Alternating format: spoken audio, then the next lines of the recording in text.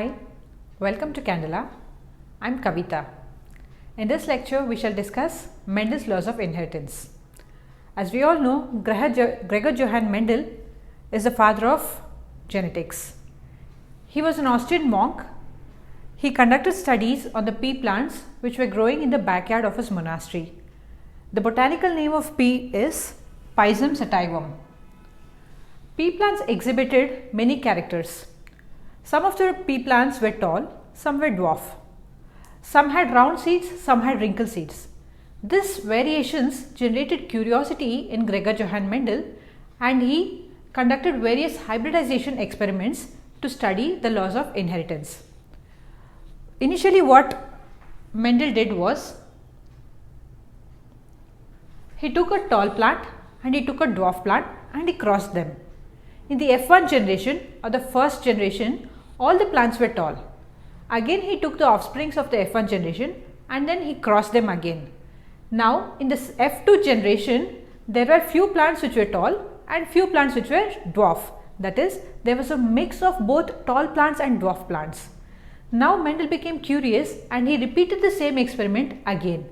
Even after repeating the experiment several times, he could only find the mixture of tall plants and dwarf plants in the second generation. But in the first generation, the plants were always tall.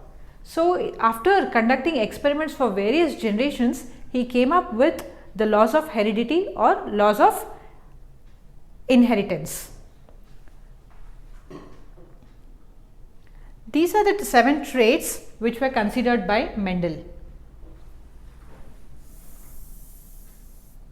He considered different traits in the pea plants like yellow colored seed, green seed, yellow colored seed color, green seed color, seed shape, that is that were round, wrinkled, and then pod color, and so on. Among the laws of Mendel, these 3 are the most important ones. The first one is law of dominance, the second one is law of segregation, and the third one is law of independent assortment. So, what does law of dominance say? Law of dominance states that under heterozygous condition, only the dominant gene will express itself. At the same time, it will suppress the expression of the recessive gene. So, under heterozygous condition, one gene which is dominant gets expressed, it expresses itself. Such gene is called dominant gene, and the other gene which gets suppressed in the presence of the dominant gene is called a recessive gene. We shall explain this with this chart. So, initially Mendel crossed a tall plant and a dwarf plant. The alleles of tall plant are capital T and capital T, and for dwarf plant it is small t and t. So, the alleles are written here on either sides. This is called as the checkerboard or the Punnett square. So, when you cross it, these are the offsprings that you get. So, here in the F1 generation, all the plants are tall, okay, but they are heterozygous tall plants. I will be telling you what is the meaning of heterozygous shortly. Then in the F2 generation, when the plants which were obtained from the F1 generation were crossed, again these are the alleles, capital T, small t, capital T and small t. Then in the second generation, you get 3 tall plants and 1 dwarf plant. This plant is tall, this is tall, this is tall, whereas this plant alone is dwarf. Let me explain this again.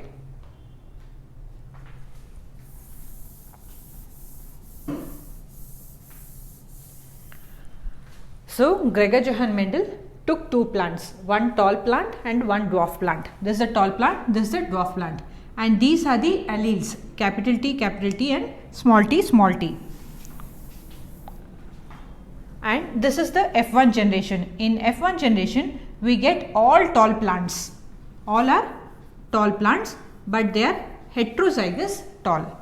Then, when the offsprings of the first generation were crossed again, these are the alleles which we get, and these are the offsprings which we get.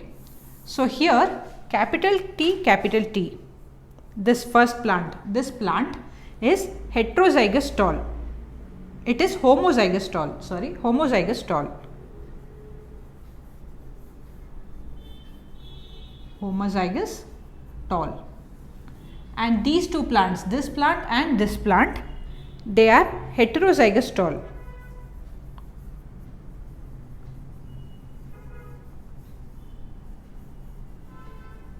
They are heterozygous tall. And this plant is homozygous dwarf. Small t, this is homozygous dwarf.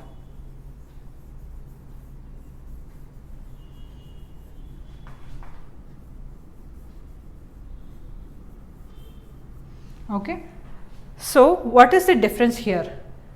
We have something called as phenotype and genotype. Phenotype means physical expression. Genotype means genetic expression. Here all these plants, this and this, all these three plants are tall. Okay. So that is, they are phenotypically identical, whereas genetically they are different. This is capital T, this is capital T small t, this is capital T small t. So though these three plants are tall in nature, that is physically they appear tall in nature, genetically they are different. That is, this plant is homozygous tall and the other two plants are heterozygous tall. That is, there is a change in their genotype. This is what we mean by genetically different. Though they are phenotypically similar, genotypically they are different. So what is the phenotypic ratio and what is the genotypic ratio here? The phenotypic ratio is 3:1. That is, 3 tall plants. This is the first tall plant, second tall plant and third tall plant. So 3 tall plants and 1 dwarf plant. So the phenotypic ratio is 3:1. Whereas if you see the genotypic ratio, here only 1 is homozygous tall, 2 are heterozygous tall and 1 is homozygous dwarf. So the genotypic ratio is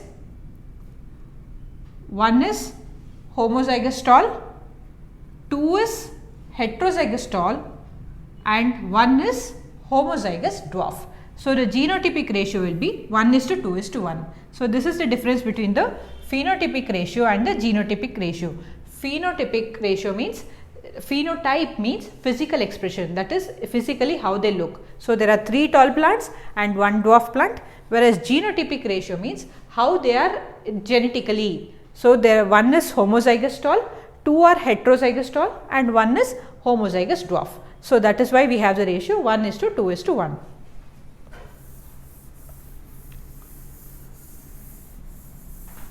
So I will repeat the law of dominance. The law of dominance states that under heterozygous condition, one gene will express itself while at the same time the other gene will get suppressed. So this is the law of dominance. Law of segregation. During gamete formation, the alleles will segregate. Say this heterozygous tall plants, 2 of them are crossed. During the formation of gametes, they will segregate like this. After segregation, say the small t and small t come together to form a dwarf plant.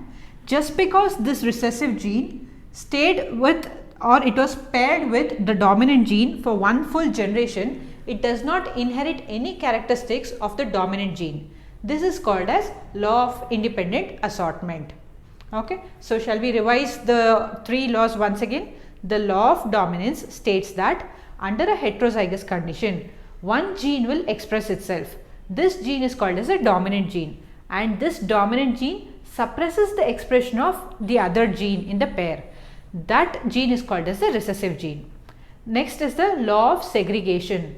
That is, during gamete formation, the alleles will segregate. That is called as law of segregation. After the segregation, just because a gene, be it a dominant gene or the recessive gene, was paired up with the other gene for one full generation, it does not inherit any characteristics of the other gene in the pair. Say for example, this recessive gene here, small t and small t, these two are recessive genes which come together to form a dwarf plant. This small t, that is a recessive gene, though it was paired with this capital T, which is a dominant gene, for one full generation, it does not inherit or it does not acquire any characteristics of the dominant gene. It will express itself as a recessive gene only. So this is called as law of independent assortment. Now that we have understood what is the various laws of inheritance which were proposed by Mendel, that is the law of dominance, the law of segregation and the law of independent assortment, let us try to understand a few technical terms which would be helpful which will also be helpful.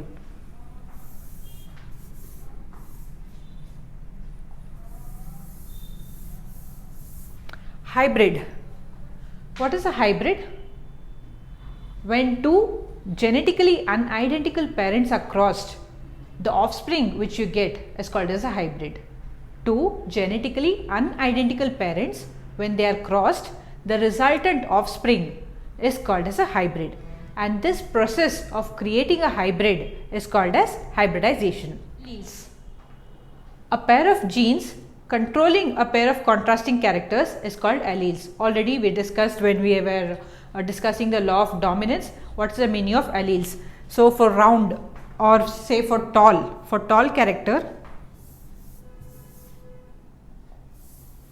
so for the character tall, T and T are the alleles, and for dwarfness, small t and small t are the alleles. Similarly, for round seeds, capital R is the allele, and for yellow seeds, Y is the allele, and for wrinkled and white seeds, small r and small y are the alleles. So this is what we mean by alleles.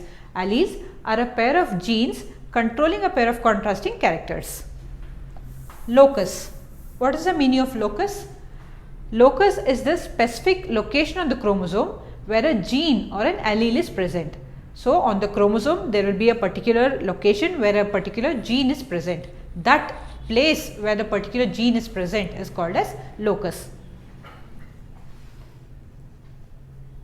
Homologous chromosomes. What are homologous chromosomes? Already we discussed homologous chromosomes and heterologous, right? So homologous chromosomes are a pair of identical chromosomes of which one chromosome comes from the father and one comes from the mother. That is a pair of chromosomes, one of which one is having maternal origin and the other which is having paternal origin. These two chromosomes come together and it is called as the homologous chromosomes. Dominant gene and recessive gene. So a dominant gene, in a heterozygous condition, one gene expresses itself. That gene which expresses itself is called as a dominant gene, and in the heterozygous condition there is one gene which gets suppressed in the presence of a dominant gene. The gene which gets suppressed in the presence of a dominant gene is called as a recessive gene. So usually the dominant gene is denoted by a capital letter and the recessive gene is denoted by a small letter. So here we have, if we take the example of tallness and dwarfness, here tall is a dominant gene, so we denote it by capital T, and dwarfness is a recessive gene. Dwarfness is a recessive gene, hence we denote it as small t.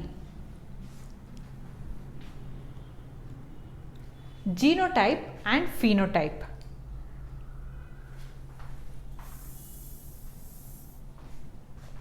The genetic makeup of an individual is called genotype and it is responsible for the phenotypic expression. Phenotype means physical appearance. We already discussed that in the F2 generation we have the tall plants, that is we have 3 tall plants and 1 dwarf plant. So we had capital T and T, this was 1 dwarf plant, 1 tall plant, then we had 2 plants like this, and then we had 1 dwarf plant like this.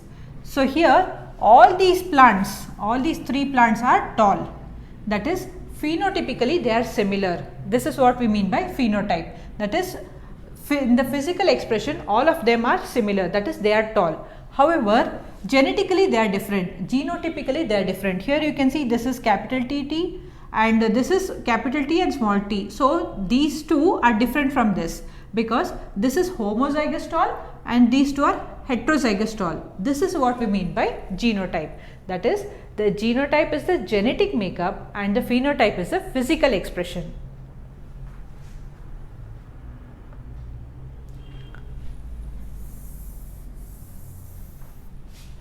What do you mean by homozygous and heterozygous? Already in the previous slides we have understood. So, homozygous condition is the one where there are similar genes on the homologous chromosome with respect to each other. Here you can see in this pair of chromosomes on the same position we have similar genes. So, we can call it as homozygous. And here you can see over here we have different genes in the same position on this pair of chromosomes. Such a condition is called as heterozygous condition. Or in the simple ways, in the case of pea plant, we can consider this as a homozygous condition, or this is a homozygous condition, whereas this is a heterozygous condition. Okay. So, you understood the difference between homozygous and heterozygous condition. Thank you.